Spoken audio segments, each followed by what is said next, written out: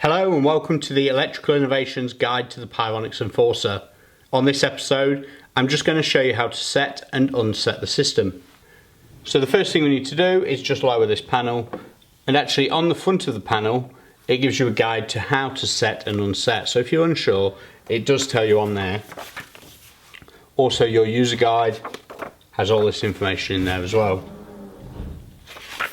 All you need to do is approach the panel and put in your user code. Now the code that it comes with out of the box is 4 2s, and it's ready to set. As you can see, we've got more than one area programmed, so it's given the option to select area A, or we can choose different areas. This depends on how you programmed your own system. For now, we're going to set area A and press yes. We get a countdown timer and are ready to leave the property.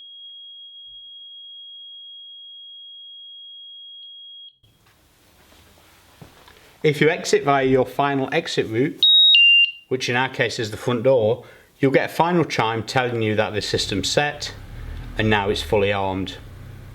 On your return to the property, you get a countdown timer when entering. Return to the panel,